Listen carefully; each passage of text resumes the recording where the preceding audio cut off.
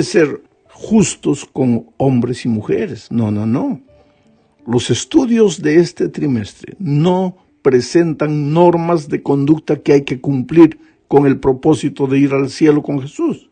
Lo que estamos viendo es una descripción de las personas transformadas y que reflejan el carácter de Cristo.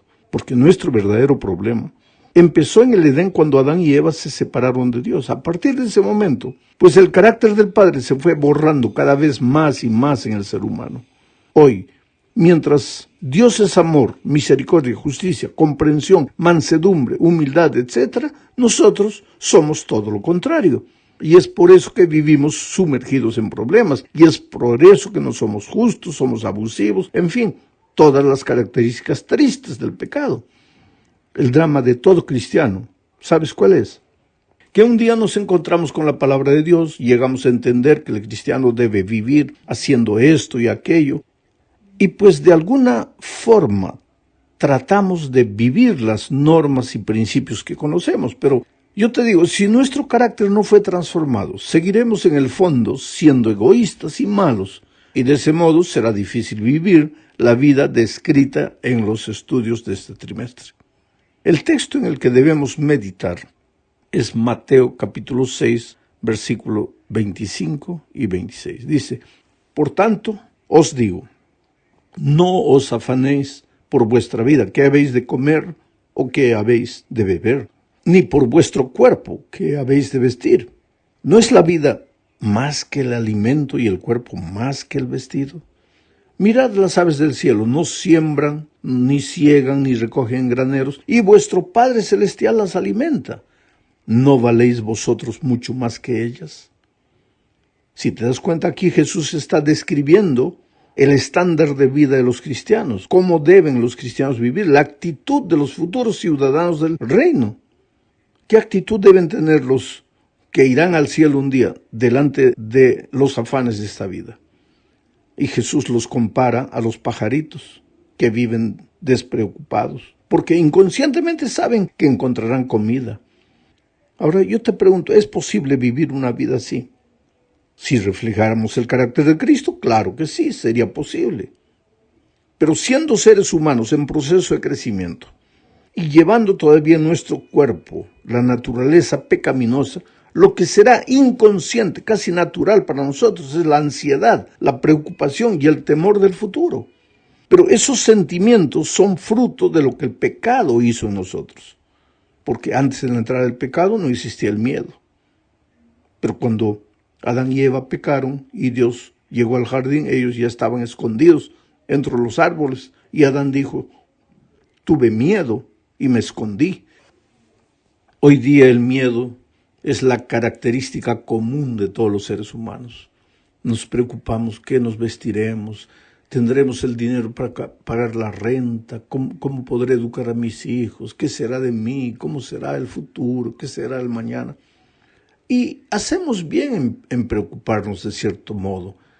Pero es que antes de que nuestro carácter se desfigurase, pues no había ese tipo de preocupaciones. Hoy día muchos, en el afán de asegurarse un futuro, son injustos con los menos favorecidos. Vuelvo a repetir, Dios no está presentando aquí la norma de vida, como diciendo así, si quieres entrar al reino de los cielos, tienes que ser justo, tienes que ser bueno, tienes que ayudar a las otras personas. No, Él está describiendo cómo es que viven las personas que han sido transformadas por Jesús. Ahora, si tú conoces la palabra de Dios, pero no has sido transformado por Cristo, si yo conozco, puedo predicar, puedo enseñar, pero mi carácter no es el carácter de Jesús, entonces pues no logré nada. Vamos a la segunda parte de este estudio. Aquí veremos de qué modo los cristianos podemos hacer la diferencia en un mundo marcado por la violencia, la injusticia y el egoísmo. No se trata de qué partido político entre al gobierno, ni se trata de criticar a cualquier tipo de gobierno. El estudio de esta semana no tiene que ver nada con política. La Biblia tampoco. El estudio se enfoca en el ser humano. El cristiano transformado por Jesús estará siempre dispuesto a ayudar a los más carentes, a pesar de la situación política que el país viva. el autor de la lección presenta algunas actitudes del cristiano. Él habla primero de la compasión. La compasión no depende de las circunstancias. Mi prójimo necesitado de compasión no tiene nombre, ni color, ni posición social, ni nacionalidad. Mi prójimo es todo aquel que necesita de mí. Yo sé que vivimos en un mundo tan violento que hasta personas que se detuvieron para ayudar a un necesitado fueron asaltadas o muertas. El propio Jesús dijo por eso que en los últimos días, por causa de la violencia, el amor de muchos se enfriaría. Pero la compasión no debe morir en el corazón del cristiano. Recuerda que el buen samaritano ayudó al necesitado sin importarse con el hecho de que fuera un judío y hasta se molestase si percibía que un samaritano lo estaba ayudando. El otro día, en algún lugar del mundo, una pareja que regresaba de una ceremonia matrimonial vio a una señora con un niño en los brazos al lado de un carro malogrado. Paró, la pareja cristiana paró para ayudarlos. Resultado, salieron dos hombres que estaban escondidos, mataron al esposo, violaron a la señora, la dejaron casi muerta, pensaron que estaba muerta, pero ella vivió para contar la historia. Ahora, esto se multiplica cada día, pero eso significa que no debemos ayudar a las personas. No debemos mover un dedo para ayudar al necesitado por miedo de que nos suceda algo de malo. No, lo que significa es que debemos ser prudentes. Creo que la mejor manera de ayudar a cambiar el mundo es mediante la educación. Si deseas ayudar a un niño, ayúdalo a estudiar. La educación cambia a la persona, pero si deseas salvar a una persona, además de ayudarla a estudiar, ora por ella, para que un día acepte a Jesús como su Salvador y empiece a vivir como un futuro ciudadano del reino. Hablemos ahora de la generosidad. Esta es la tercera parte del estudio. Ya dijimos que el problema del ser humano es que perdió el carácter del Padre. Si nunca se hubiera apartado de Dios, sería pues semejante a Dios en su carácter. Y la mayor característica de Dios es su amor. El amor es la esencia de su ser. Dios es amor, dice Juan.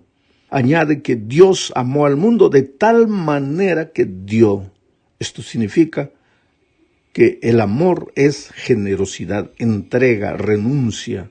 Si una persona es transformada por Jesús, la primera característica que debe aparecer en su vida es el amor y consecuentemente el anhelo de compartir, de ser generoso, de no querer todo solo para sí mismo.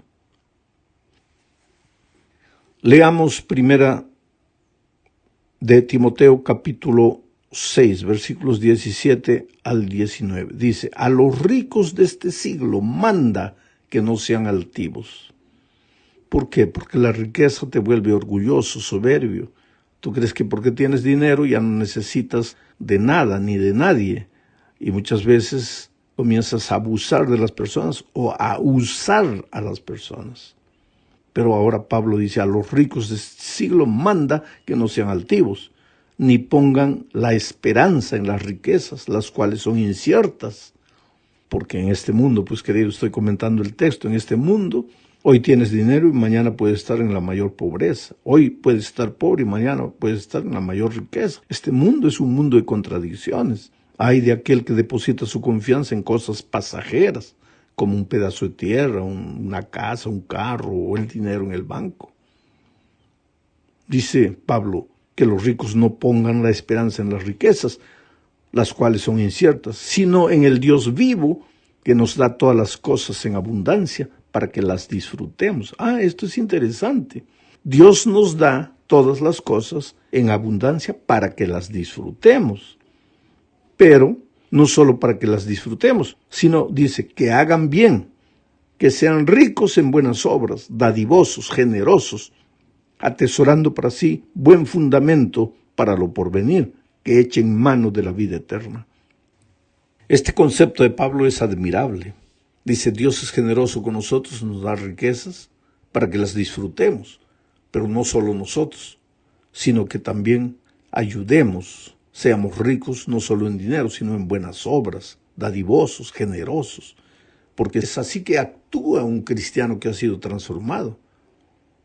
Y ese cristiano pues reflejando el carácter de Cristo, estará listo para ir al reino de los cielos. En la cuarta parte veremos a los cristianos como promotores de la paz. Sabes, la paz es ante todo un atributo divino. Pablo dice en Romanos 15:33, y el Dios de paz esté con todos vosotros. Por lo tanto, la creación, que es un reflejo de la gloria divina, y en la creación está incluido el ser humano, la creación aspira a la paz. La paz se funda en la relación entre todo ser creado y Dios, una relación marcada por la comunión diaria con el Creador. Pero como consecuencia del pecado, pues el ser humano se apartó de Dios, ahí se alteró el orden divino. El mundo conoció lo que era derramamiento de sangre, conoció lo que era división. La violencia se manifiesta a partir de ese día en las relaciones interpersonales y sociales. La paz y la violencia, querido, no pueden habitar juntas. Donde hay violencia, no puede estar Dios, porque Dios es paz. En la revelación bíblica, la paz es mucho más que la simple ausencia de guerra. Representa la plenitud de la vida. Eso es paz. Los judíos, cuando decían shalom, que era paz, no deseaban solo ausencia de guerra. Al decir shalom estaban deseando vida plena, un hogar feliz, hijos felices, abundancia en la mesa, fidelidad, plenitud en Cristo. Todo eso significa shalom, paz. Ahora, el cristiano debe entender que la paz, más que una construcción humana, es un don divino ofrecido a todos los hombres que viven una vida de comunión con Cristo. Pero la paz también incluye la obediencia al plan de Dios. La paz es la bendición de Dios sobre su pueblo. Números 6:26 dice, Jehová te muestre su rostro y te conceda la paz. Esta paz que se menciona en el libro de Números genera bienestar, segundo el capítulo 48, versículo 18 de Números. Genera propiedad, según el capítulo 54, versículo 13. Ausencia, temor, según Levítico 26:6. Y también genera alegría profunda, según Proverbios 12:20. La paz es algo completo, no es parcial, no es solo ausencia de guerra, no es solo dormir tranquilo. Es reflejar el carácter de Cristo. La gente cuando andas en la calle, ve y se pregunta, este hombre, esta mujer es diferente. En casa tú eres diferente, una madre diferente, una esposa, un esposo, un padre diferente. Tú eres un hijo diferente. En el trabajo tú eres un empleado diferente. Reflejas paz. No eres de aquellos que están promoviendo la guerra, no. ¿Sabes? Lo peor que le puede suceder al ser humano es querer promover la paz solo con pancartas, saliendo a la calle, gritando por paz. No. Hay que hablar también. Y justamente aquí viene la parte última del estudio de esta lección. Hablando de la iglesia que debería usar su voz para denunciar el abuso, para denunciar el autoritarismo, para defender la paz. Leamos Isaías capítulo 10, versículos 6 al 8. Mira lo que dice. ¿No es más bien el ayuno que yo escogí, desatar las ligaduras de impiedad? Ligaduras de impiedad quiere decir que la impiedad, cuando tú no eres piadoso, cuando la gente no es piadosa, cuando la sociedad no es piadosa, ¿qué pasa? Es como si amarrase con ligaduras a los otros ciudadanos menos favorecidos. Ahora viene Dios y dice, yo escogí mejor que el ayuno, que desates las ligaduras de impiedad, que sueltes las cargas de opresión, que dejes ir libre a los quebrantados y que rompas todo yugo. No es el verdadero ayuno, está hablando, que partas tu pan con el hambriento y a los pobres errantes albergues en casa, que cuando veas al desnudo lo cubras y no te escondas de tu hermano. Entonces nacerá tu luz como el alba, y tu salvación se dejará ver pronto. E irá tu justicia delante de ti, y la gloria de Dios será tu retaguardia. Qué descripción extraordinaria de la manera de vivir del cristiano. Lo que quiero destacar de este último texto que acabo de leer es la gloria de Dios que la iglesia reflejará en el mundo. En Apocalipsis 18:1 encontramos el texto que dice que cuando el cuarto ángel descienda, la tierra toda será llena con la gloria de Dios. ¿Qué es la gloria de Dios? Su carácter. ¿Y cómo la tierra será llenada con el carácter de Cristo?